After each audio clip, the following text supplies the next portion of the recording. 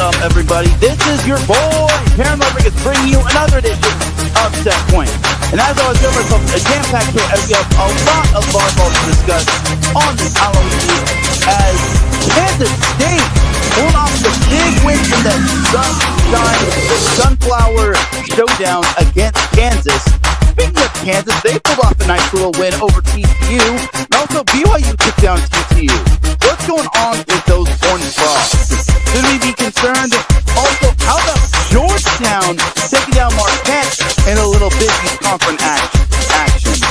Also, we have Villanova taking down Marquette too. What is going on with those Gold Eagles?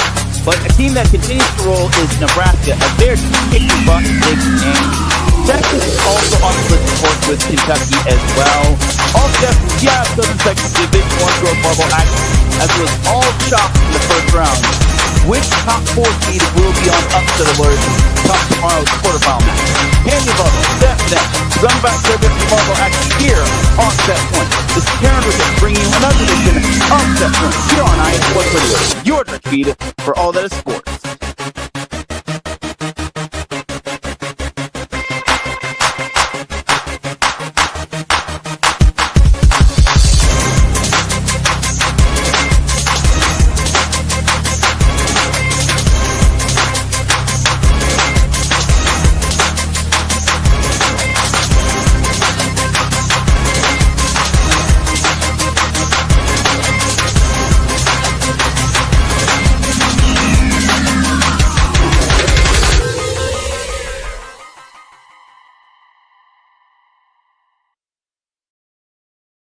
And welcome one, welcome all to another edition of Set Point. Thank you all for joining me on this beautiful Monday afternoon, Monday evening, Monday wherever you are listening from.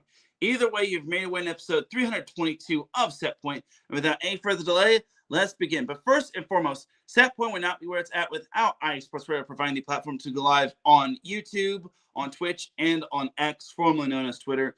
Please do follow iSports Radio on several different social media platforms such as X, TikTok, and also subscribe to iSports Radio on YouTube. We would greatly appreciate it. We're trying to reach 500 subscribers. We're trying to grow as best as we can. And with your help, we could definitely make it happen. For those that are already subscribed to iSports Radio, salute to you. I appreciate you. For the last 11 years, iSports Radio has been bringing you amazing content ranging from interviewing legendary athletes, coaches, and other authorized media personnel to building tailor-made shows dedicated to all major sports cities around the country. Thank you to everyone for all of your support and for making iSports Radio your direct feed for all that sports. A huge shout to both of our sponsors, Planet Jerky, Premium Biscuit Beef Jerky, and Wax Seals, Vital Apparel. So without any further delay, let's get on into what our sponsors are all about. I'll see you all in a bit.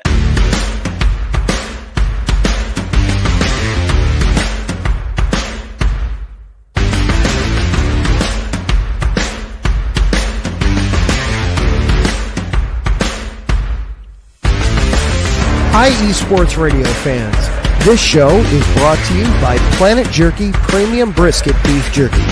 Planet Jerky is the official jerky of the 2022 California League champion Lake Elsinore Storm, Single A affiliate of the San Diego Padres. This all-brisket jerky has gluten-free options, contains no MSG, no sodium nitrate, is low in sugar, and high in protein. Go to their website at planetjerky.net and follow them on Instagram at Planet Jerky. Planet Jerky, the jerky that's on a whole other planet.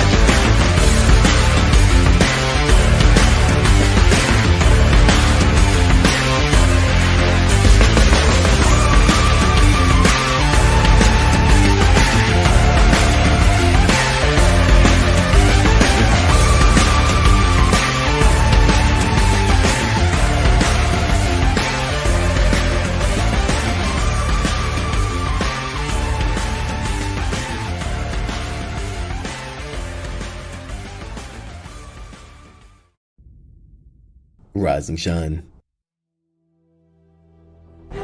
It's 4 a.m. The stars are still out.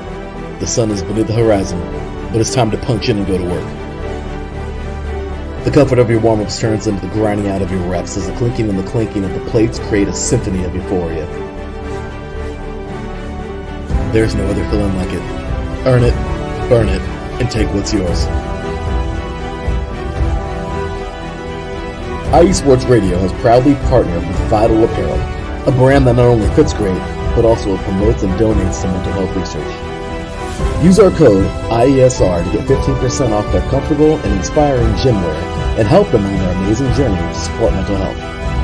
Go hard, take part in your iron therapy, and be strong. Because when your mental health is as strong as you are, there's no telling how far you'll go.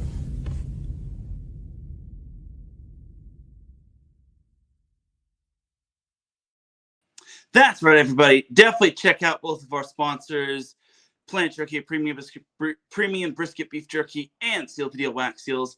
They are the official sponsors of IE Sports Radio, your direct feed for all that sports. And the way you can follow Setpoint on social media is on X, formerly known as Twitter, at @set_point.ie, and on TikTok at @set_point.ie as well. I still gotta fire up that TikTok again. I'm only gonna post like NCAA women's volleyball content as well as like NCAA men's volleyball content and anything from like collegiate and above. Nothing against high school volleyball or anything, but I think more of my audience will be from the collegiate and professional level. But I digress. But that's where you can find me on social media with those two platforms. You can also follow me personally as well at Teran Rodriguez 1. You can also follow Setpoint on Instagram, which is where I'm mainly busy, at set_point.iesr. That's where you can find me, and that's where you can find most of my work and my interviews and whatnot. So without any further delay, let's get on into the volleyball action. So we had quite a little bit of a quiet week in terms of like the NCAA women's volleyball side of things. It wasn't like overly flashy, but it was still a pretty memorable week. It wasn't like eye-popping, but it was, again, fun week. So without any further delay, let's get on into the volleyball action. So everything pretty much happened on Tuesday. Well, Tuesday, I will say I was going to Glenn Ritter pops into the chat and he says, have a great show, Tan. Thank you, Glenn. He is our Minnesota insider. He's a big Minnesota Golden Gophers fan. Big fan of the Minnesota women's volleyball team. Thank you, Glenn, for popping in. I appreciate that. But let's week 9 recap. This is what I get for going 100 miles per hour when it came to doing this thing. There we go. Week 9 recap. So remember that Hawaii UC Irvine match I was going to? Unfortunately, I couldn't make it just because I had a PA announce a high school girls volleyball match. So sadly, I couldn't make that matchup. I did not miss much as UC Irvine swept Hawaii. Like, long story short, the Anteaters played some darn good volleyball, and it really does not help that Hawaii is missing 2 of its top players, Taylor Hawkes and Stella Adewemi. But either way, UC Irvine handled them fairly well. Kendra Duffy led the way with 11 kills. Allie Bolden had 8 kills. Lois Hansen, a former Hawaii women's volleyball player, she had 7 kills. Campbell Jensen had 17 digs, which was pretty impressive. She just continues to climb up the ladder when it comes to that. Marcus thinks he's a comedian here, but my boy Marcus Looks Great says salute. Thank you, Marcus. I appreciate you. And Marcus thinks he's a joker. He says, I'm so happy you aren't wearing Chargers gear today. Hey, well, when it comes to set point, I'm breaking out the polos. I ain't gonna wear casual. I'm gonna always wear my set point polos. And Marcus is just being funny, but whenever I do set point, I'm always rocking the polos. And don't worry, these polos are always cleaned. Anyway, so yeah, UC Irvine hammered Hawaii. I didn't miss much. Hawaii hit -41. So, and interesting thing is that the high school girls volleyball match that I PA announced, that one was actually more dramatic than the UC Irvine Hawaii match. And that's no disrespect to Hawaii or UC Irvine, but honestly, Hawaii really needs Stella Adeyemi as well as Taylor Hawkes. But those two are out for the year. So Hawaii is still on the struggle bus. UC Irvine definitely needed this win just because this is going to be the last time they'll be playing they'll be playing Hawaii as a member of the Big West Conference at the Brent Event Center, unless the two want to schedule one another. But honestly, on a normal day where Hawaii is at full strength, I think they would handle UC Irvine. No disrespect to UC Irvine, but I think if Hawaii isn't dealing with animosity and injuries and whatnot, I think on any given day, they would probably beat them. On any good given day, they would probably beat UC Irvine. Plus, you got to remember that last year, UC Irvine kind of denied Hawaii a share of the Big West Conference regular season crown when they beat them last year on UC Irvine's senior night. So there's that right there. Anyway, so moving on to some of the more notable matchups. So Wednesday, we had number 15 Kansas taking down number 11 TCU in straight sets. Now, I know TCU has one of its top players out for the year, but I still don't think that's too much of an excuse because TCU has proven it can beat a good chunk of these better teams, especially these ranked teams in the Big 12 without her.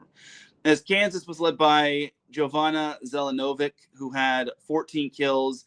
Ryan Swanson had 11 kills. Grace Nelson and Reese Patasek both had 9 kills.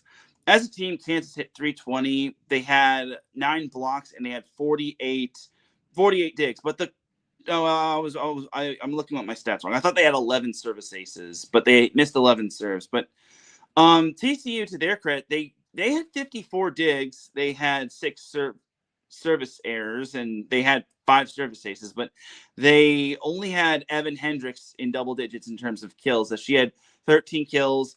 TCU as a team, they hit only 182. So you're going to see why I'm a little concerned about TCU, but I digress in that regard. Next up, we had unranked Oregon taking down UCLA in straight sets. Number 25 UCLA in straight sets at Pauley Pavilion.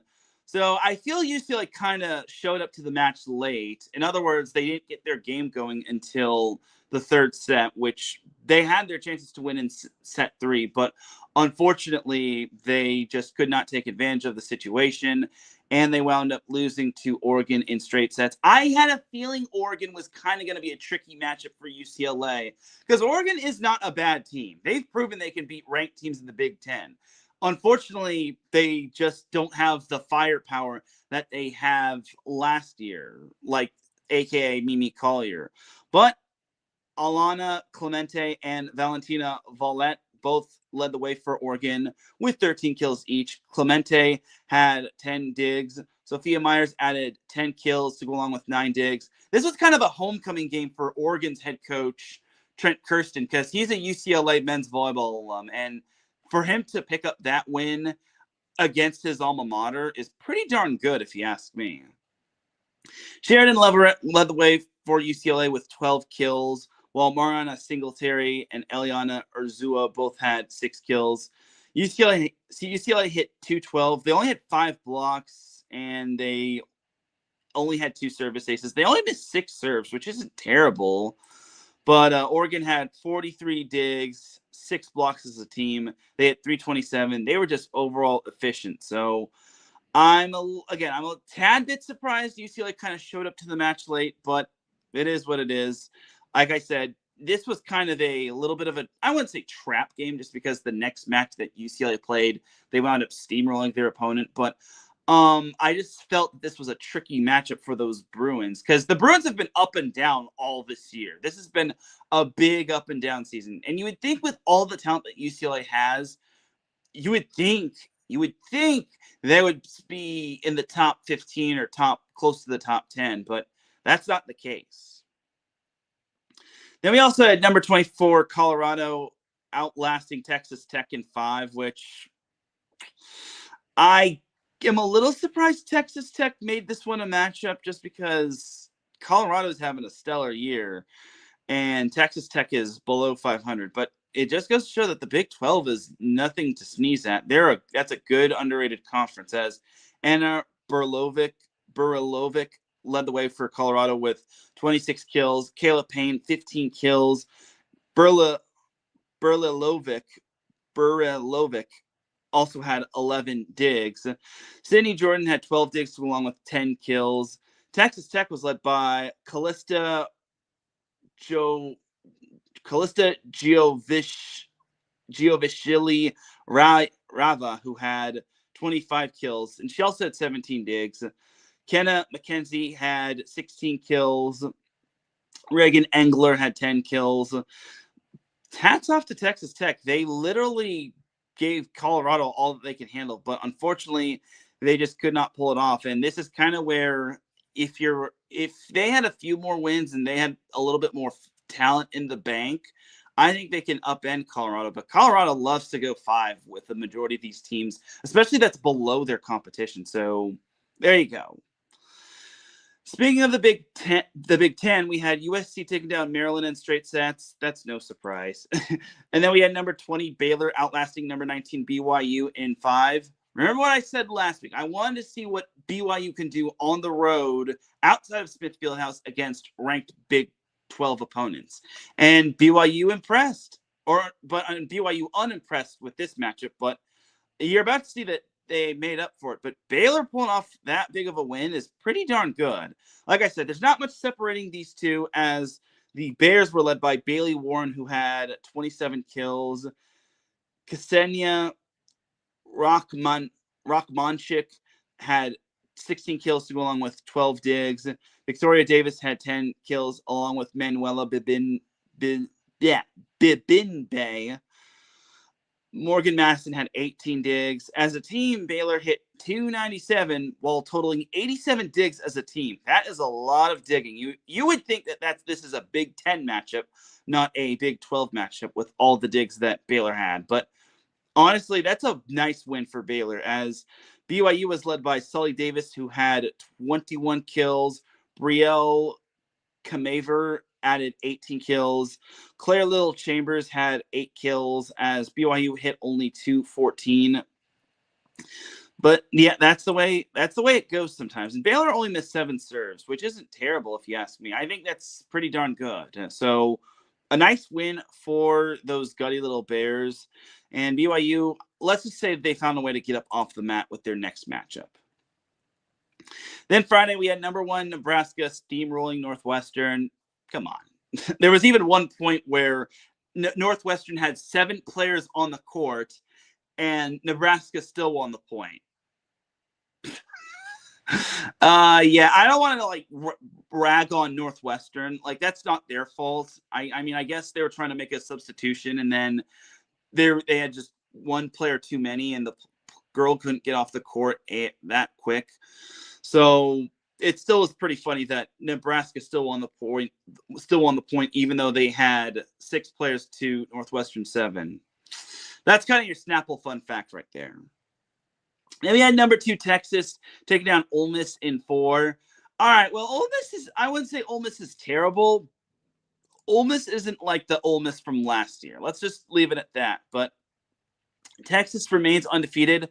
That first set, though, oh man, you talk about putting your fans' hearts through the ringer. 35-33 in that first set. That was crazy. Other than that, the third set, Texas did drop, but outside of that, they rebounded nicely and they were able to win that matchup, which is a nice win for them. Keeps them undefeated. I just felt like maybe the SEC I wouldn't say the SEC is anything to. I think the SEC, in my opinion, is just a conference you just can't underestimate. I think top to bottom, most of those teams can win.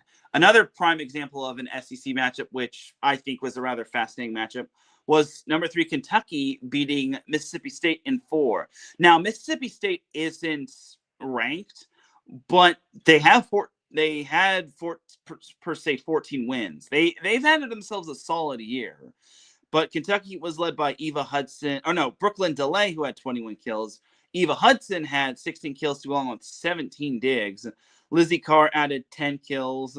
Mississippi State was led by Lindsey Mangelson, who had 16 kills, while Janae Whitford-Moss had 10 kills. But it wasn't enough. Mississippi State only hit 128 to Kentucky's 288, which was solid. So a good win for the Wildcats. Again, keeps them atop the SEC standings with Texas. Then you had number 4, Louisville taking down Duke in straight sets. Stanford took down Clemson in 4. Now, some were wondering why Clemson took it, or why Stanford struggled against Clemson, who had not won a ACC match going in there. Sometimes you got to understand that Clemson is playing with house money, like a team that is nothing to lose, that a team that's desperate for its first win in conference play. I think that goes to show that Clemson came out a little bit more hungrier, but Stanford was able to weather the storm. And I get it. Stanford didn't really have the best numbers, but honestly, a win is still a win. And sometimes it's tough to win in conference play. And sometimes teams have like bad nights. That's just the nature of some of these conferences, especially in the Power 4 conferences. So it's not a matter of Stanford's struggle. It's just a matter of Clemson came out hungry and determined to earn their first conference win. And maybe Stanford just had a rough night. I mean, I guess we could check the numbers per se, but again, I just think that Clemson isn't bad. It's just that they just weren't as good as they were in conference play. Stanford still hit 282, and I know they missed 12 serves, 69 digs, not bad. 8 blocks as a team, not bad. I mean, Clemson had 8 blocks as a team as well. Stanford had 6 more digs than Clemson. Clemson only had 1 ace. They missed 11 serves. And Clemson as a team, they hit 145. So again, I wouldn't say Stanford quote unquote struggled. I just think that Clemson just was more hungrier to pick up the win, especially since it's so tough to win in conference play, especially in the ACC, because that conference is pretty darn good if you ask me. Anyway, so moving on, we had number 8 SMU taking down Wake Forest in 4. We had number 9 Wisconsin beating Washington on the road in 4. Texas A&M took down LSU in 4. Purdue swept Illinois. That one was a little surprising. I thought Illinois was a little better than that, but I guess Purdue. Look, I think it's safe to say I've been undervaluing Purdue. I thought Purdue wasn't going to be good this year. I thought with getting hit hard in terms of the transfer portal, I thought Purdue was going to take a step back. But they have really impressed me this season. I think Purdue might be the biggest surprise, in my opinion. Then you had Creighton sweeping Providence. You had Miami outlasting Virginia Tech in 5. Now, if we're talking about a team that kind of struggled, it was Miami, because they almost got reverse swept. But thankfully for Miami's sake, Virginia Tech just ran out of gas in set 5. Virginia Tech only scored a whopping 3 points. 3 points in set 5. That is the definition of running out of gas in set 5, as the Canes hit 263. They had only 50 digs. They had 8 blocks as a team. They had 8 aces, which isn't bad. But Flo Marie Heredia-Colon just continues to remain on a tear. She had 37 kills out of Miami's 62 as a whole. She also had 11 digs, which was pretty darn good. Amina Ndiaye also had 12 kills for the Hurricanes. Virginia Tech was led by Peyton Woods, who had 17 kills. Their next kill leader was Elizabeth Aylward, who had 6 kills, but it wasn't enough, as again, a team with Flo Marie Heredia-Colon is just too good. So they weren't going to lose that, even though they kind of let Virginia Tech back in the game, which is a big fat no-no.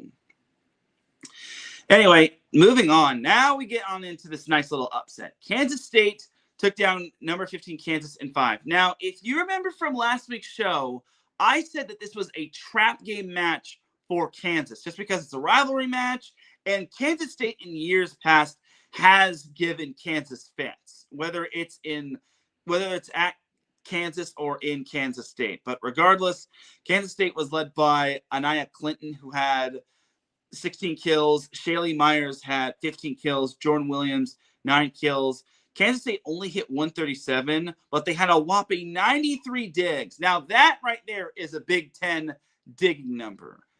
That is an amazing number right there. Kansas only had 78 digs. And as a team, Kansas had 10 blocks as a team, while Kansas State had 11. In terms of aces, Kansas State won that. Oh, no, they lost that battle by 1.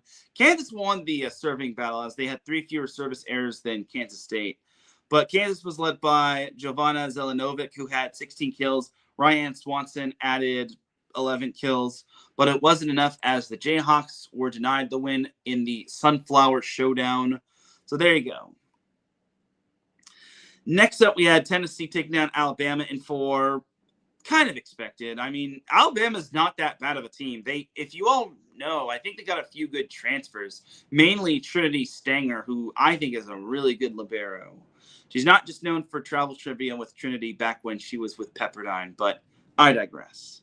Then you had Penn State, number 17, Penn State sweeping Rutgers, number 18, Minnesota taking down number 22, Indiana in 4. That was a good matchup right there. And Minnesota, for them being banged up, they took down a pretty darn good upstart Indiana team, especially since one of their players, Avery Tatum, I think just recently surpassed 1,000 career kills, which is pretty nice. But Indiana was actually led by Candela Alonso Corsellas, who had 15 kills. Tatum had 12 kills. Jaden Jagger had 10 kills. For Minnesota, they were led by Julia Hansen, who had 17 kills. She hit .457, which was pretty darn good. Kelly Kinney had 15 kills. She hit .355. Minnesota as a team, they hit .412. I can only imagine this Minnesota team at full strength, but with that roster, hitting that number, pretty good if you ask me. Then we had number 21, North Carolina, reverse sweeping Notre Dame. So second straight week, Notre Dame has been reverse swept. Last week, they were reverse swept by Pitt. This time, they were reverse swept against North Carolina. But hats off to North Carolina. The Tar Heels are definitely a team to watch for, and they're a very fun team to watch. And, I mean, you're about to see that, unfortunately, they kind of on Sunday, but still, UNC's having a great season as Glenn Ritter adds the Gophers have some great freshmen, and they need those great freshmen to step up because they have four starters out for the season, which really sucks.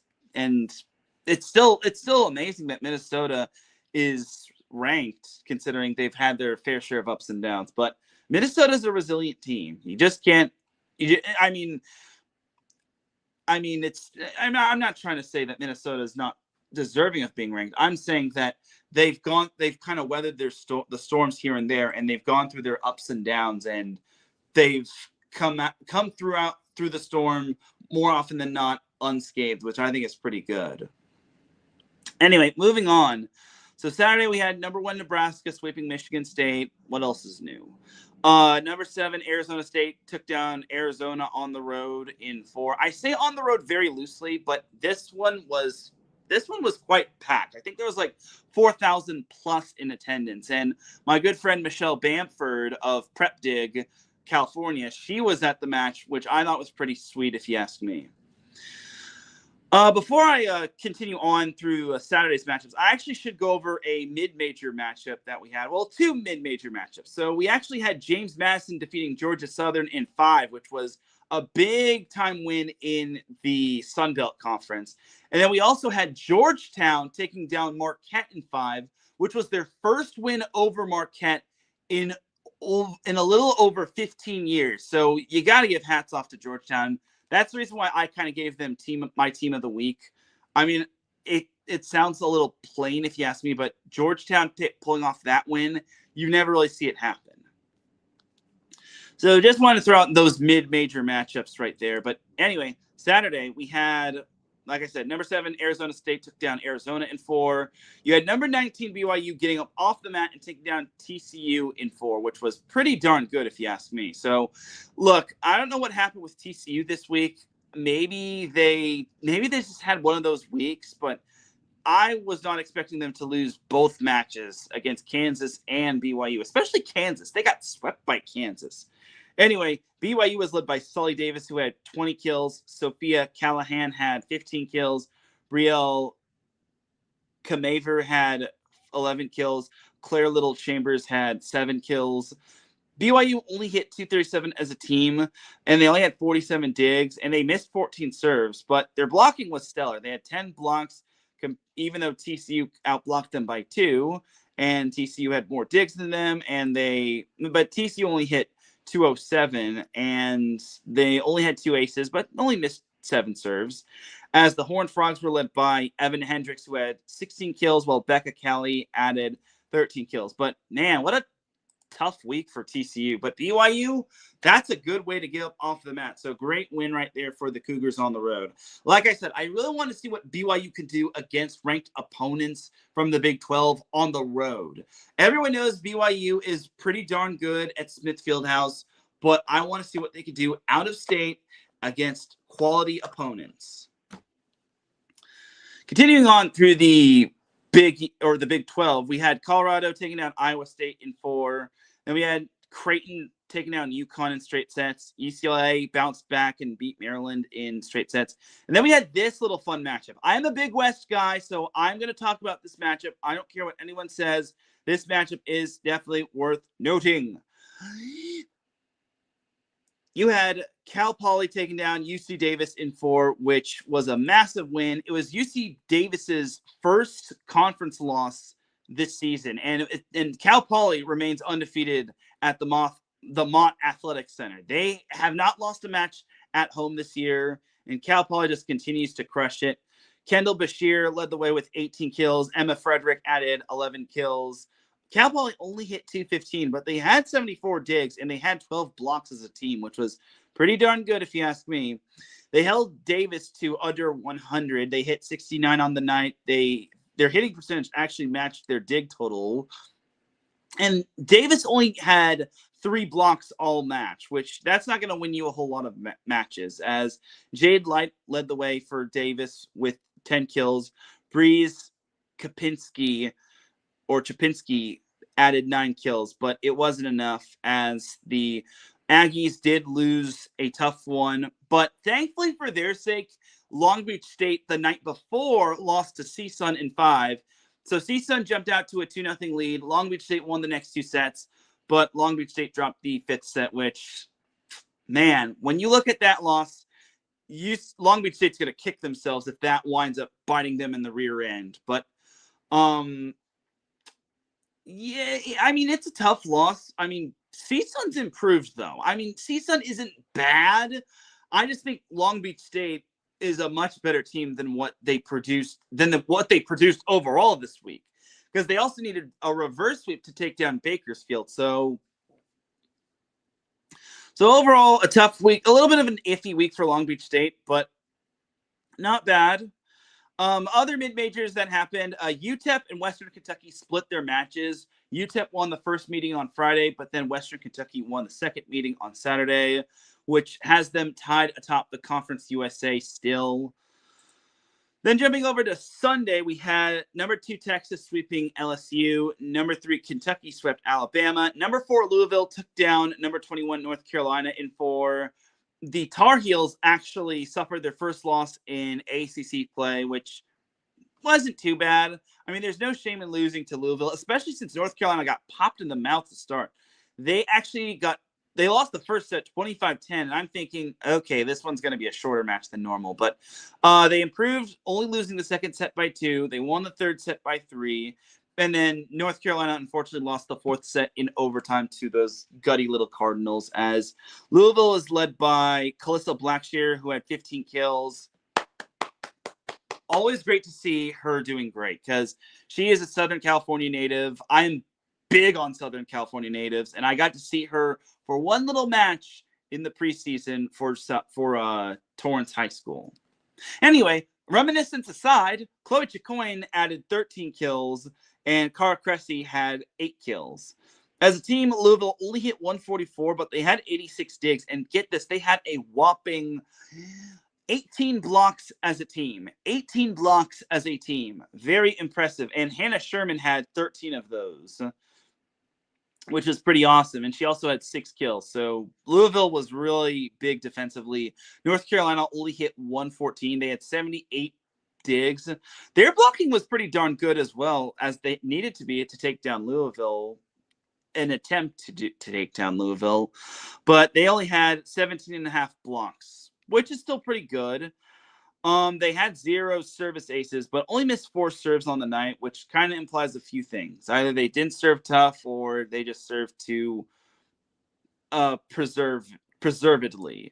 Louisville, on the other hand, they had 7 aces and 3 service errors, as North Carolina was led by Lainey Smith, who had 12 kills. Safi Hampton, Haley Pierce, and Chelsea Thorpe all had 11 kills. Nice little balance offensively for the Tar Heels, but unfortunately it was not meant to be, as the ACC race is looking very interesting, if you ask me. Speaking of the ACC, Stanford swept Georgia Tech. I thought that was going to be a little bit better of a match, since Georgia Tech is a pretty darn good home team. But Stanford really strut their stuff. And Georgia Tech, they're just not the same Georgia Tech team as they have been in years past. Then you had number 6, or Pitt, sweeping Wake Forest, SMU sweeping NC State, Wisconsin take down Oregon in 4. That was a homecoming for Mimi Collier, and everyone gave her a round of applause or a standing ovation, which was great. Oregon, this one was rather interesting. Every set was decided by 3 points or less. The third set was what was decided by 3 points. All the other sets were decided by 2. Wisconsin did drop the first set 28-26. They won the second set 25-23, won the third set 25-22, and then narrowly won the fourth set in overtime 27-25, as the Badgers were led by Mimi Collier, who had 18 kills. Una Vajahich added 13 kills, while Carter Booth had 13 kills. Grace Egan kind of had herself a nice little game. She had 3 service aces and 5 blocks. It's great to have her back if you're Wisconsin. The Badgers hit 290, which was pretty solid if you ask me. Oregon, on the other hand, they hit 282, which wasn't bad, as they were led by Sophia Myers and Alana Clemente, both having 17 kills. Valentina Volette had 11 kills, as well as Iva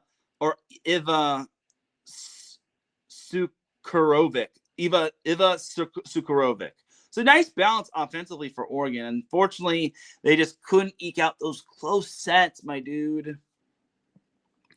Continuing on, we had Texas A&M sweeping Ole Miss, Miami taking down Virginia in 4. This one was a fun one, and Glenn, I'm sorry to have to bring this up. Purdue reverse swept Minnesota. Now, Minnesota was this close to being my team of the week. If Minnesota pulls off that win against Purdue on the road, without any doubt, would have picked Minnesota as my team of the week.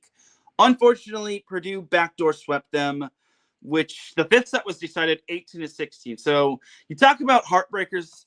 Minnesota really dropped this one. This was a definite heartbreaker.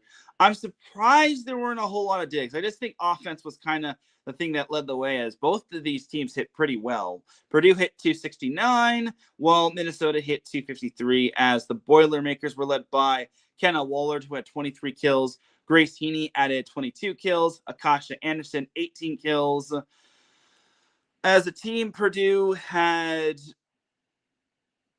7 blocks. They had 6 service aces. They missed 12 serves. They only had 65 digs. Minnesota only had 53 digs, but their blocking was a little bit better, as they had 14 and a half blocks.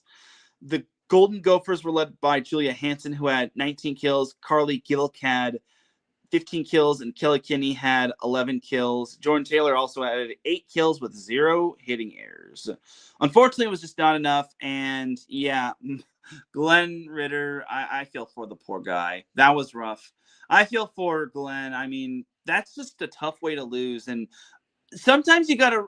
I personally like rooting for underdogs, especially with the season that Minnesota's had, with how they've been banged up all year. So again, no shame in losing to Purdue. It's just that losing via a reverse sweep is just a tough pill to swallow. Then you had number 17 Penn State taking down Ohio State in 4. Number 16, Tennessee took down Mississippi State in 4. Number 22, Indiana swept Northwestern. And number 25? I don't think they're 25. I think they were like, weren't they like 23 in last week's poll? Either way, USC took down Washington in 4. So this one was actually significant because that's actually Brad Keller's 100th win. So, yeah. And Glenn also adds, hopefully that helps Minnesota grow up. Yeah, I hope that helps them grow up too. So I think that definitely, I think that'll definitely help them out. I still think Minnesota is having a great year for what it's worth, and I think they'll make the NCAA tournament. But to USC, this one was a nice little win for them. Getting their 100th win for their head coach, Brad Keller, was pretty amazing, if you ask me.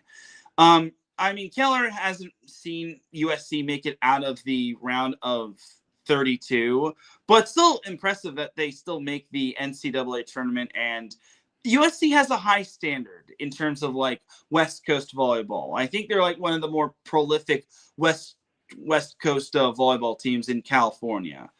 So anyway, I'm rambling on about that. USC was led by London Wijay, who had 18 kills. Mia Taverdi had 15 kills. Adania Famuina had 11 kills. As a team, USC only hit 207. They had 73 digs as Reese Messer led that department with 16. Taylor Deckert added 15 digs. USC had 7 blocks, while Washington as a team, they had 10 blocks. Washington also had 74 digs, and they utilized more than 7 players, which is pretty fascinating. The Huskies were led by Simona Mateska, who had 13 kills. Kirsten Barton and Alexa Markley both had 11 kills. Unfortunately, it was just not enough for the Huskies to pull off the upset. And unfortunately, I think that might have been my only chance to see Coach Tui, aka Leslie Gabriel, in terms of seeing her in person, seeing her team in person. So that really sucks because I like seeing Washington on a yearly basis. Unfortunately, I wish Long Beach State didn't drop their non-conference match, but I digress. Anyway, but that is that right there for pretty much all of week number 9. So who do you all think stood out in week 9? So just let me know in the comment section, or just let me know after this. But anyway, so now for the AVCA/Terraflex Division I women's volleyball poll for this week. So not a lot changed. No team rose more than 2 spots. Every team at best rose 1 spot. TCU went down 3 spots as they were the biggest drop. UCLA dropped out of the poll entirely, and Florida earned their way back up, which was very nice on their behalf, but nothing really too special in terms of the AVCA poll. So that's your poll for right there, and I don't really have much to show in terms of that. Anyway, so now we move on to week 10. So this week is Halloween week, and we're going to see a lot of treats this week. So 10 ranked-on-ranked matches. 10. And the headline matchup is clearly Texas, Kentucky, and Nebraska, Wisconsin. Mainly the former in Texas, Kentucky. But Texas has another big-time matchup before that. So Monday, we don't have too much happening. Tuesday, Colorado actually plays Northern Colorado. That could kind of be a sneaky good matchup. But Colorado, their best win, I think, was against Washington, unless they pulled off another big win. But I don't see that as too big of a matchup right there. Wednesday is going to be a fun day. So we got TCU at Arizona State. Let's see if Arizona State can handle TCU after TCU suffered 2 losses. I think it's going to be an interesting matchup just because TCU knows they got to get off the mat, while Arizona State knows they got to continue their hot streak. And then we have this one's not ranked versus ranked, but UCLA USC is an interesting matchup. That's going to be at the Galen Center. That said, unfortunately, I have plans that night, and man, I really got to get back to going to USC women's volleyball matches. I've only been to 1 this year, and I keep saying I promise to be at a bunch of USC women's volleyball matches, but I've only been to 1, and that was against Creighton. really got to get up off the horse or get up off the ground and make arrangements to go to USC women's volleyball matches. I mean, it's kind of tricky because on Sunday they play as well, and Sunday I have to set aside time for Larry to do 3 and out, and I don't want to abandon 3 and out, but I digress. Anyway, Illinois-Minnesota is a sneaky good matchup. I want to see what Illinois can do against a ranked Big Ten foe. I kind of put Illinois on a little bit of a pedestal. I thought Illinois was better than what they had shown, but honestly, they weren't. So I want to see what Illinois can do, because everyone always says that Illinois is like, they always start off strong, but then they kind of cool off. I think Illinois, in my opinion, they're underrated, but I want to see them actually pull off some nice wins in the Big Ten. And that's pretty much that for some of the notable matchups on this Wednesday. Thursday, we have only one ranked match, and that's Kansas-Cincinnati, which that's nothing to write home about. LMU Pepperdine is kind of a good matchup. I think it's a sneaky good matchup. It's not. I mean, LMU is nowhere near the team that it was last year. Pepperdine still has a shot in the West Coast Conference. Same with LMU. I just think that San Diego is kind of the class of the West Coast Conference. And then another sneaky good matchup, and I hate to have to use this in terms of the Big West, but Hawaii UC Davis I think is a sneaky good matchup. So Hawaii lost to Davis the first go around, but maybe Hawaii can pull off the win against Davis this time around. This time it's going to be difficult for the Rainbow Wahine because UC Davis is home, meaning Hawaii's got to travel to their place. And I really want to see what the Aggies can do following a loss in conference play. I think this one will be easier said than done for the Aggies, but that's why you play the game. I think most of the ranked teams aren't playing on Thursday because they want to play on Friday, which you would think would be the opposite. You'd want to play on, but then again, it's colleges. They don't give two hoots about Halloween. If anything, they'd rather have a Halloween themed volleyball match. Anyway, moving on. Number 1 Nebraska is at number 12 Wisconsin. If there's any team that can possibly, big key word, possibly, if there's any Big Ten team that could possibly beat Nebraska, it's Wisconsin. But remember, they don't have Charlie Furbringer. So I don't know if Wisconsin can pull it off. I mean, Nebraska, with the way they've been playing, I think they'll have a little bit of a challenge playing at Wisconsin because the Dungeon is a tough place to win at. But if Nebraska keeps playing their brand of volleyball, no one's going to stop them. And then we have another ranked matchup. This one's a top 10 matchup, and this one is an in-state matchup. Number 2 Texas taking on number 9 Texas A&M. This one is going to be fun. This one also has trap game written all over it for Texas, just because Sunday Texas plays Kentucky. And in my opinion, Texas A&M is not to be overlooked. I think the Aggies are going to really throw everything at the Longhorns. I would not be surprised if that one is a sold-out match. I also wouldn't be surprised if it got like 8,000 in attendance.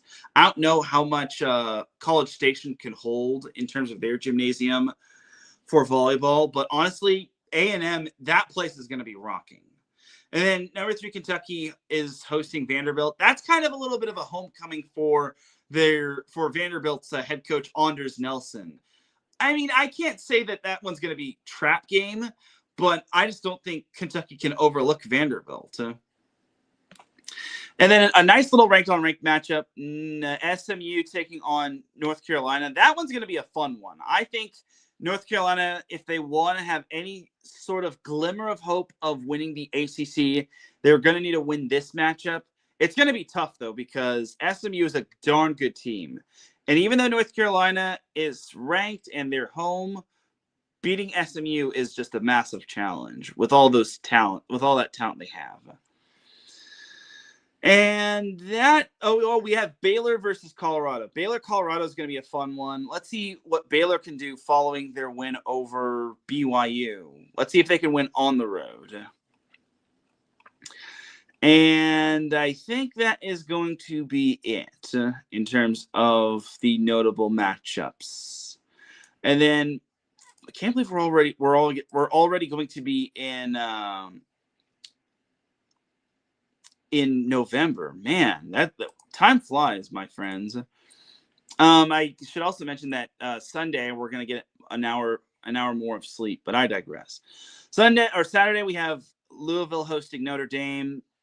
If Notre Dame jumps out to a 2-0 lead, expect them to get reverse swept. No offense to Coach Rockwell's team, but come on, I need to see a complete matchup from you all. Creighton Marquette is an interesting matchup. I mean, if we're talking about a wounded Bear or Golden Eagle in this case, that's Marquette. Marquette needs to find some sort of breakout win because they've lost to Xavier, they've lost to Georgetown, and they've lost to Villanova. If I were the committee, I don't know if I would put Marquette in the NCAA tournament. I get it. They do have a few good wins here and there, but I don't know if they're deserving of it. We'll see, though. If they beat Creighton, then maybe that ups their chances, but we shall see. Then you also have USC, Minnesota, and a nice little ranked versus ranked matchup. Now, this one kind of has trap game written all over it for SC just because they'll be coming off, whether they win or lose against UCLA, they're going to be coming off of that rivalry match, and they got to go all the way down to Minnesota, and that's not an easy place to win at. So don't be surprised if USC kind of has a letdown spot in that Minnesota matchup, but don't also be surprised if USC does find a way to win. I get one's probably the most underrated matchup, in my opinion, for this week. And then a matchup on Saturday that I'm most likely going to be attending is probably Long Beach State UC Irvine, and that's the black and blue rivalry. And as a Long Beach State alum, I just got to say that's a fun little rivalry matchup right there. It's kind of an important matchup for the Beach just because they got to keep pace with the likes of also Cal Poly, but also UC Davis. And Cal Poly is at CSUN, which if there's ever a time for CSUN to beat Cal Poly, it's now because Cal Poly is on the road. They're not as great of a road team as they are a home team, but this would be a prime opportunity for CSUN to pull off a statement win. And then Hawaii is at UC Riverside. If you remember the first go-around between the Bows and the Highlanders, UC Riverside actually pushed Hawaii to 5 earlier this year. And then Riverside also beat Hawaii last year at Riverside, which was their first ever win against Hawaii, which was pretty darn impressive. But we'll see if Hawaii can take down the Highlanders again. Then Sunday, we have number 1 Nebraska hosting Oregon. I'm sure Nebraska should handle them. This matchup, however, number 3 Kentucky at number 2 Texas, that's going to be a fun little matchup. That one is for first place in the SEC. Also got to remember the SEC is having their SEC tournament this year. Yeah, they brought that back from the dead. And then you got number 4 Pitt at number 21 North Carolina. That's going to be a fun matchup. Number 9 Texas A&M is at Tennessee. That could kind of be a good matchup right there. Tennessee needs a breakout win, in my opinion. Indiana, number 24 Indiana is at number 18 Penn State or number 19 Penn State. I want to see what the Hoosiers can do against Penn State on the road. Hopefully, for their sake, it's not another whiteout matchup, but we'll see. And then I guess an underrated unranked versus unranked matchup is Washington at UCLA. I want to see what the Huskies can do against a West Coast foe like UCLA. And I want to see what UCLA can do against Washington. If Washington beats UCLA, I'm concerned for the Bruins going forward. I mean, I think they'll have a little bit of a tough time. I mean, UCLA, unlike USC, doesn't have to leave the state of California. But regardless, I think UCLA might have a little bit of a USC hangover, whether they win or lose. So we'll have to wait and see when it comes to that matchup. But I think that one will be a sneaky good Big Ten matchup. And that is that for Week 10 of the Week 10 preview of NCAA Women's Volleyball. We're going to take ourselves a quick little commercial break. When we come back, we're going to talk some high school girls volleyball the rest of the way. CIF Southern Section action. Keep it locked here. You were listening to Set Point here on IE Sports Radio, your direct feed for all that sports. We'll be right back after this.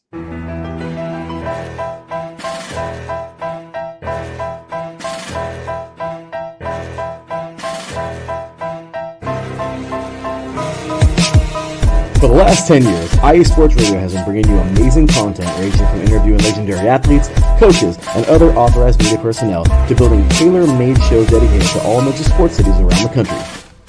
Make sure to follow us at IE Sports Radio on X, Instagram, Facebook, TikTok, and YouTube to keep up with the latest in sports and with all of our shows.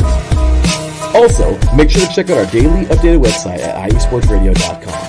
At iesportsradio.com, you can see our daily show schedule and check out all of our show pages with personal bios to learn a little bit more about each of our awesome hosts.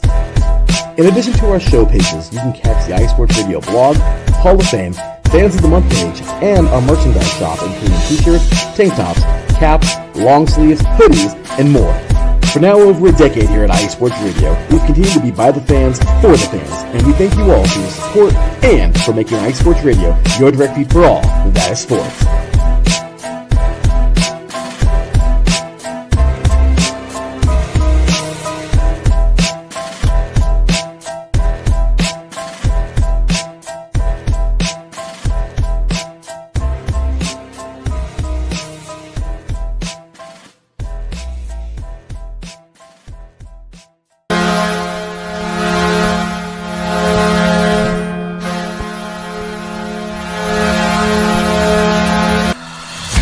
Hockey fans, I'm Adam Kernick.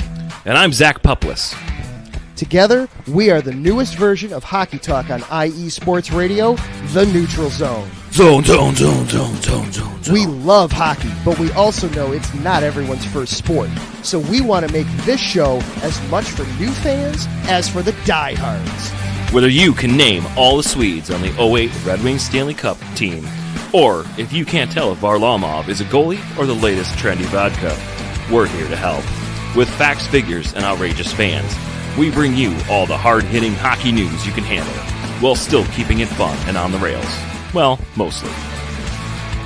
So tune in every week as we go around the hockey world, from college to Canada, the minors and the majors, and everywhere in between. So bring your cellies. And your one-timers. You wicked wristas. And be sure to protect your five-hole. Catch the Neutral Zone every week on IE Sports Radio, your direct feed for all that is sports. We promise not to pick on the Arizona Coyotes every episode.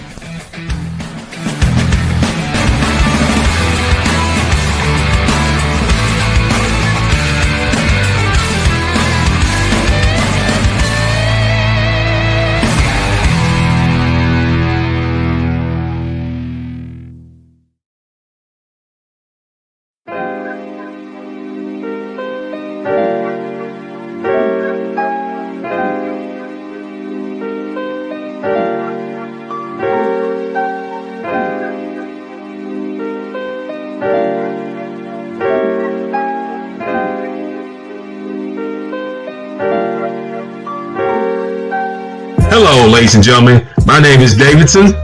It's your boy, Dentarius Lava. And we are the hosts of Fast Break here on IE Sports Radio, where we discuss everything in the world of basketball from prep to the pros. You guys should definitely check us out, man. Sunday, 8 p.m. Eastern, 5 p.m. Pacific. We got all the basketball information you guys need, so we look forward to you guys listening in. And please do, because we are the best basketball show on this side of the Mississippi. And please do check us out on Twitter at FastBreakISR. D-Lock, where's our time again?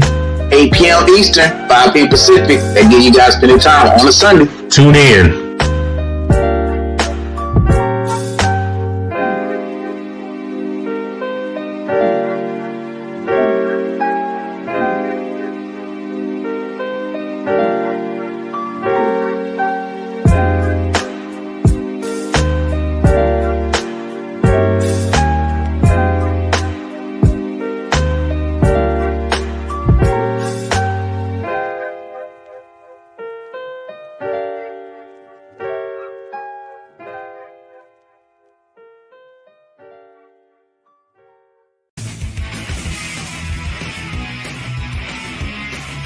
Hello, everyone. My name is Daryl Kinsey Jr., and I'm welcoming you to take another lap with the fastest show on IE Sports Radio. Yes, this is the Extra Mile with me and my co-hosts Christopher Lehman and Michael Ward. We talk everything racing from NASCAR to IndyCar to Formula One to limited hydroplanes, endurance racing, the NHRA, and more. So come join us for an hour of great racing talk and a lot of fun as well on the Extra Mile, Thursdays at 8 p.m. only on IE Sports Radio, your direct feed for all that is sports.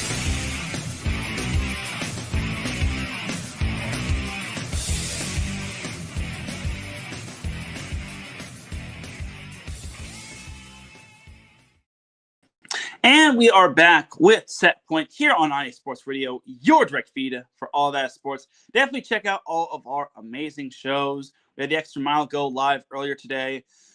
And we have a bunch of shows going on tomorrow, such as Bullpen Bulletin, the Neutral Zone, if that's still on Tuesdays.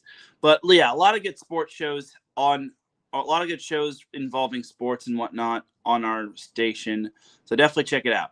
Moving on, let us talk some high school girls volleyball. So 12 teams entered the CIF Southern Section Division 1 playoffs, but only 8 remain, as it was all chalk following the first round. So in case you don't know what all chalk means, it means the favorite / home team or higher seed wound up winning.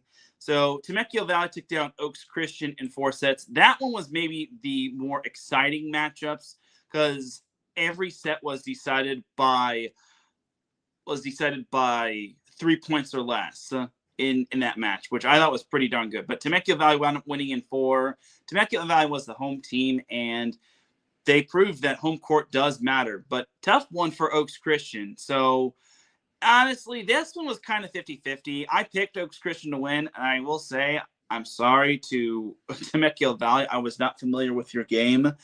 But the Golden Bears advance. They've got a pretty darn good outside here. She passes like nails. So Temecula Valley, they've only lost 3 matches all year. One was to Marietta Valley, which isn't anything shameful about. And then they lost a couple matches in the Dave Mose tournament, which that is one of the more elite tournaments, especially Division 1. Next matchup we had was Miracosta taking down Newport Harbor in straight sets. I went to this matchup last Wednesday. Before the match, the Mustangs actually honored Audrey Flanagan, their University of Wisconsin-bound outside hitter, as she was named a UNA Next All-American girls volleyball player. So she'll be playing in the All-Star match in Orlando sorry, I thought I heard something, but anyway, she'll be playing in the All-Star match in Orlando this December, which I think is pretty awesome. She was spectacular for Miracosta. She had 15 kills, she had 5 service aces, and she had a block. She is a talent unmatched, and Miracosta is going to need her as well as other players like Simone Roslin and Millie McGee and Cyan Kamen.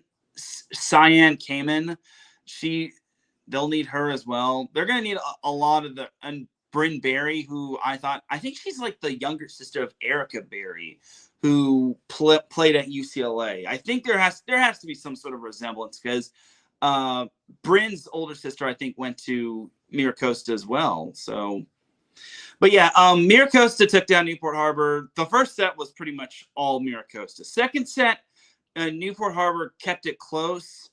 Unfortunately, they just could not close it out. They just not closed the gap. And then the third set, Newport Harbor actually jumped out to a 10-6 lead. They could not hold on as Miracosta was just too talented. And as good as Newport Harbor was, they were pretty much, I wouldn't say carried, but they were pretty much catalyzed by Ella Olson. I left my numbers at Miracosta High, but I can guarantee you she had like 21 kills.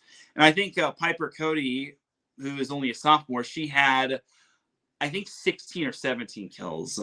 I can imagine it was in that type of range. Like, she stepped up following the first set because Newport Harbor knew they cannot win with Ella Olson alone. So Miracosta advances to the quarterfinals where they will play at Marymount. Temecula Valley, I guess I should have mentioned, they are playing at Sierra Canyon. Then next up, we had Harvard Westlake sweeping Crean Lutheran. All right, long story short with this matchup, Crean Lutheran, this is going to sound very cruel. They had no business being in Division I. I think, in my honest opinion, the CIF Southern Section Division I bracket should have only been 8 teams because those 8 teams could have made state, and then teams like Newport Harbor, Temecula Valley, and now Crean Lutheran, they get punished for being good, and now their season's over. Where maybe some of their league rivals are still alive in the lower divisions. And it's an honor to be in the Division I bracket, but honestly, if you're getting knocked out by a team that is like way more stacked than you are, then honestly, it's just you getting punished for being really good.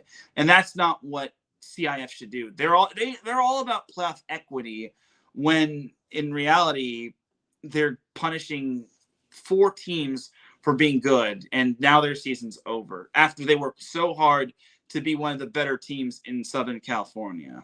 But yeah, Crean Lutheran, I mean, they just had no business being in Division I. Harvard Westlake took care of them. For those that don't know, Harvard Westlake is actually coached by Morgan Woodjay, who is actually the mother of London Woodjay, which I guess I know where she gets her volleyball skills from.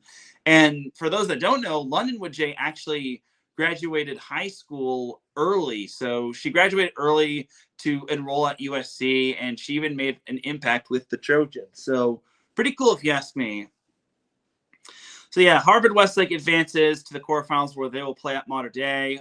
All of the quarterfinals are tomorrow, by the way. And then lastly, we had San Juan Hills taking down Los Alamitos in 4 at San Juan Hills. All right, so San Juan Hills, this was a masterclass performance from Megan Hodges. She had 33 kills in just 4 sets, which was pretty impressive.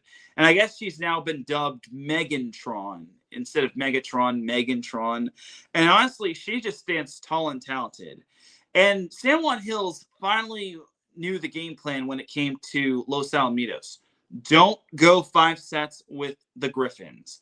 Los Alamitos, they were undefeated in 5-set matches this year, albeit they didn't have, I mean, all of their 5-setters were pretty much tight, like especially with the one against Newport Harbor. But that's the big thing. You never want to go 5 with Los Al, and San Juan Hills was able to eke out the win. And thankfully, they didn't just have Megan Hodges carrying the way. They had Bella Tercios also chipping in, as well as Whitney Port. She's bound for Utah Valley. And they had other Brendan Hoppy, also aiding the cause as well. But man, if you're Los Alamitos, you got to be a little bit frustrated at that, just because that 4th set was decided 30-28, and Los Alamitos did have a set point opportunity. Unfortunately for the Griffins, they just could not take advantage of it, and it sucks because I think Los Alamitos could definitely give Redondo Union some fits, especially since they beat Redondo Union earlier in the year. And the sad thing, but the positive for Los Alamitos is that Bryn Minter had 501 kills, which is pretty cool if you ask me. I haven't seen a player with 500 plus kills since Ella Olsen, her freshman year at Newport Harbor, but I digress. So San Juan Hills advances to the quarterfinals where they will play at Redondo Union. So tomorrow are the quarterfinals. All right, so quarterfinal number 1, Sierra Canyon, Temecula Valley. I pretty much told you all who I have making it out of the make it to the final. Even if Oaks Christian had won, I still would pick Sierra Canyon over Temecula Valley. I mean, let's be honest with ourselves. Temecula Valley, they're a good team, but Sierra Canyon is just stacked across the board. They have Kendall Omarui, who's the top player, the top recruit in the class of 2027. They've got McKenna McIntosh. She's bound for USC, and Omarui's a Nebraska commit. They also have Eva Jeffries, who, look, she is even getting comparisons to Olivia Babcock, according to Abby Benton, aka number 1 volleyball. that might be one of the more scarier comparisons because Eva Jeffries does have that type of game, pretty much like her. And also, Olivia Babcock did attend the same high school as Eva Jeffries. So then they have Hannah McGinnis, who is also, or was it Riley McGinnis? No, it was Riley McGinnis. Riley McGinnis is also good. They've also got, I'm blanking on the middle, not the middle, but I'm blanking on the setter's name. Oh, great. Lucky Fasavalu, she's also good as well. Their libero, Maddie Zaragoza, is also solid. Look, Sierra Canyon checks off most of the boxes against Temecula Valley. This is no disrespect to Temecula Valley, but I think against Sierra Canyon, on the road, that's a tough place to win at. And travel is going to be so tough. You thought Oaks Christian had the tough travel to Temecula. Temecula is going to have a tough travel when it comes to Sierra Canyon. So give me the Trailblazers. And then Miracosta Merrimack. All right, so last week I said if Miracosta advances to the quarterfinals, they'll beat Merrimack. Here's the thing. Miracosta is such a tricky matchup. Last time these two teams met was early in the season where Merrimack reverse swept Miracosta. This time around, I think Miracosta gets their lick back against the Sailors. Funny that I mentioned that because Newport Harbor is also known as the Sailors. But I think Miracosta gets their lick back against Merrimack. I think they inch out the win. This one's a 50-50 matchup. I think this one's the toughest matchup to predict. I think Miracosta is good. I think Merrimack is just as good. They've got Ellie Vandeweghe going to SMU. They got McKenna Barnes going to Northwestern. A lot of good talent on that Merrimack team. So I think Merrimack is going to throw everything in the kitchen sink at Miracosta, but I think Miracosta gets their lick back. If Miracosta can control McKenna Barnes' serves, I think Miracosta will be fine. And then we have Harvard Westlake at Mater Dei. All right, this one's another interesting matchup. So Mater Dei, okay, long story short, I don't think this is too interesting. My only concern for Mater Dei is if they look ahead. Harvard Westlake has nothing left to lose, and Harvard Westlake is out to prove themselves. They don't have too many big-time wins. They don't have any bad losses. I mean, their losses are to Miracosta, Merrimack twice, Sierra Canyon twice, Cornerstone Christian from Texas, which is not a bad loss by any means. They're nationally ranked, or were nationally ranked. And then Bishop Gorman, who has a win over Mater Dei. So if anything, Harvard Westlake, they'll be playing with a lot of hunger in their bodies to try to get a win. But in the end, I think Mater Dei pulls it out. Like, Mater Dei has so much talent. If this were earlier in the year, I think maybe Harvard Westlake has an argument to try to beat Mater Dei. But I think Mater Dei, with a majority of their players at full strength, like Laylee Ostavar, Addison Cody, Emma Kingston, I forget the girl's name that transferred from Redondo Union, but Adefemiwa, she's also darn good. And then the setter who transferred from Kali Ali, she's also in the fold for Mater Dei. So, and then also Sierra Robinson, she is a darn good libero. She's going to Oregon. Yeah. I don't think as good as Harvard Westlake was in the first round, and as good as they are now, I think Mater Dei is going to handle them. And then lastly, we have Redondo Union hosting San Juan Hills. This one's another tough matchup to predict. Look, San Juan Hills is good. I mean, this one's going to be maybe the more difficult matchup for Redondo, especially since Redondo Union will have to go up against the 6'5" giant in Megan Hodges. Whitney Port and Brennan Hoppy are also going to be good. I might attend this matchup. Not set in stone. It's either going to be this matchup or I attend the Mater Dei Harvard Westlake matchup. But I think I might just lean toward Mater Dei Harvard Westlake. But we'll see. But yeah, this one's another tricky matchup. I mean, San Juan Hills, they're good. But here's my big problem with them. They have a bunch of sophomores and juniors. Redondo Union has a bunch of seniors and juniors.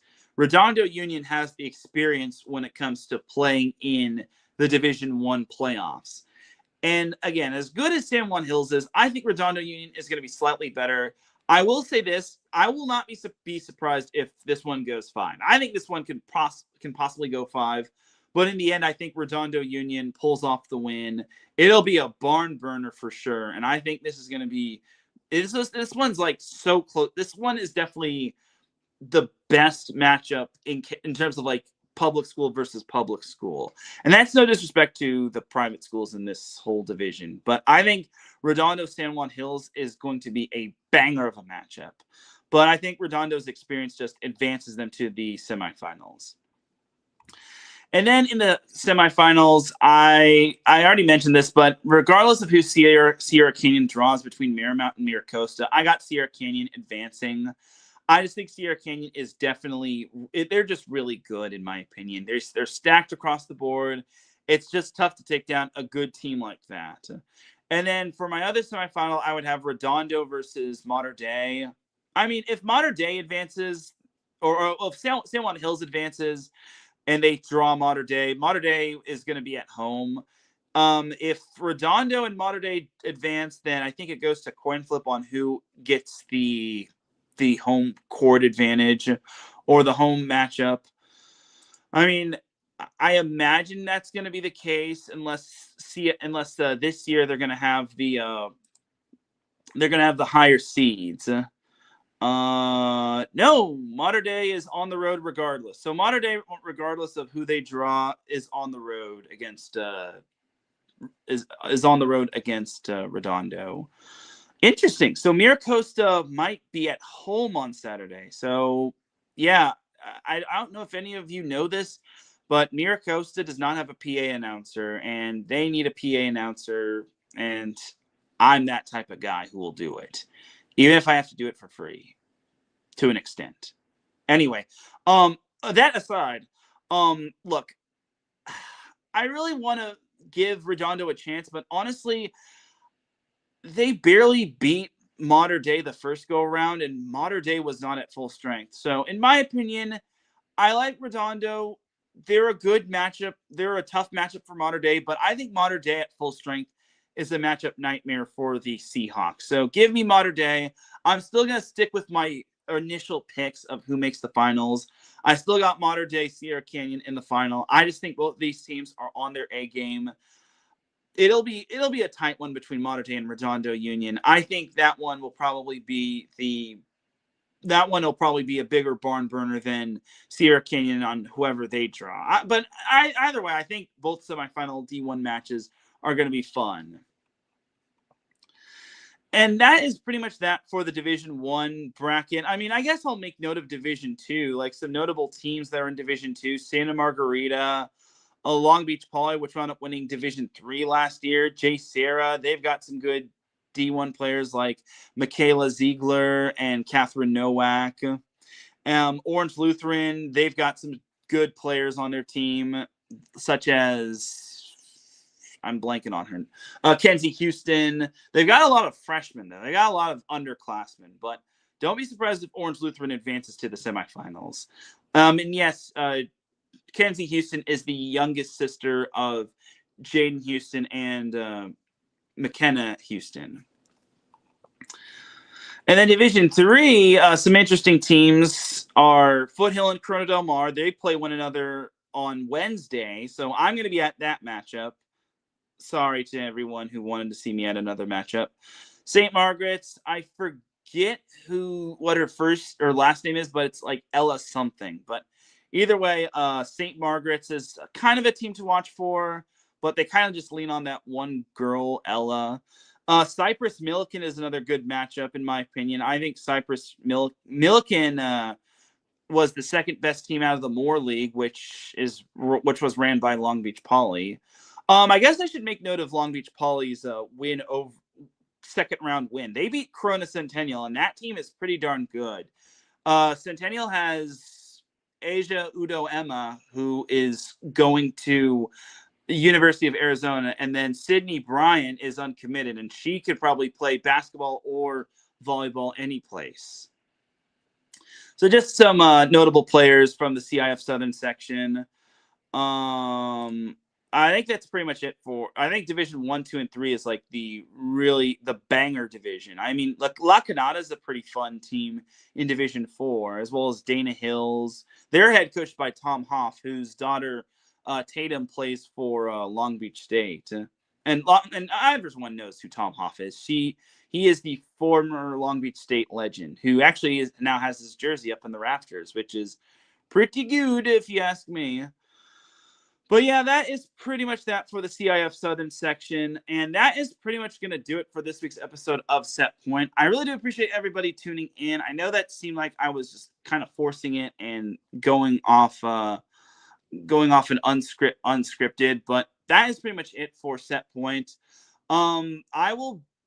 I'll be at some high school girls volleyball match tomorrow, whether it's the modern day matchup or it's at Redondo. But regardless, have yourself a great week. Enjoy all the volleyball action. Have a great Halloween, by the way. Have a great Halloween. Be safe. Be well. Don't eat too much candy and candy corn.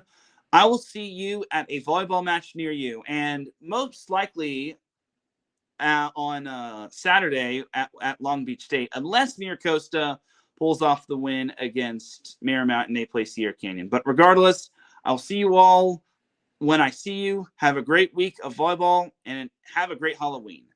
Peace and blessings, everybody. Be safe, be well, and I'll see you on the hardwood or Terraflex. Peace.